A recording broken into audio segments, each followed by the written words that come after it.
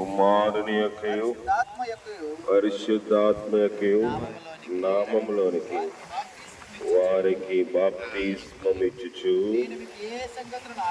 నేను మీకు ఏ సంగతులను ఆజ్ఞాపించుతునో వాటన్నిటినీ గైకొనవలెనని వారికి బోధించుడు. సరిపోతుంది. ప్రియమైన దేవుని సంగమా, ప్రభు వాక్యము సెలవిస్తా ఉంది, మీరు సర్వ సృష్టికి వెళ్ళి తండ్రి యొక్కయు కుమారుని యొక్కయు పరిశుద్ధాత్మ నామమున బాప్తిస్మం ఇయ్యడని దేవుడు సర్వాధికారము ఆయన శిష్యులకు ఇచ్చాడు.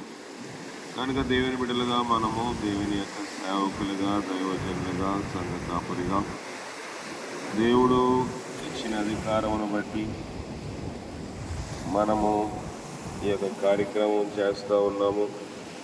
కనుక ఈ బాప్తిస్మం అంటే సాధారణంగా ఏదో నమ్మితే బాప్తిస్మం కాదు, కానీ మన మనసాక్షిని, మన క్రియలను సరిచేసుకుంటూ, మరి ముఖ్యంగా అనేక అవంతరములు, ఒడిదొడుకులు వచ్చినప్పుడు వాటన్నిటిని నిలబడాలి.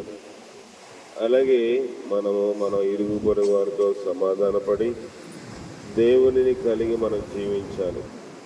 కనుక దేవుడు ఇచ్చిన ఈ మంచి తరుణమును మనం సద్వినియోగం చేసుకోవాలి. అనేక సార్లు మన బాప్తిస్మం తీసుకుంటాము, కానీ దాని యొక్క అవసరత ఏముంది, దాని యొక్క విలువేంటి, అసలు ఎందుకు తీసుకుంటామో గ్రహింపు లేకుండా కొన్నిసార్లు బాప్తిస్మములు ఇవ్వడం జరుగుతుంది, తీసుకోవడం జరుగుతుంది.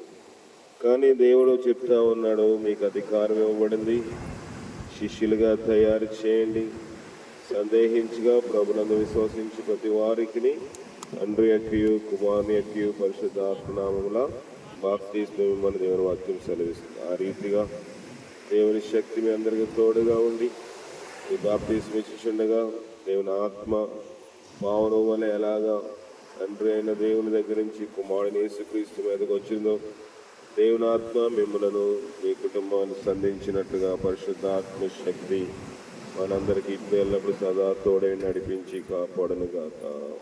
ఆమేన్. ప్రార్థన.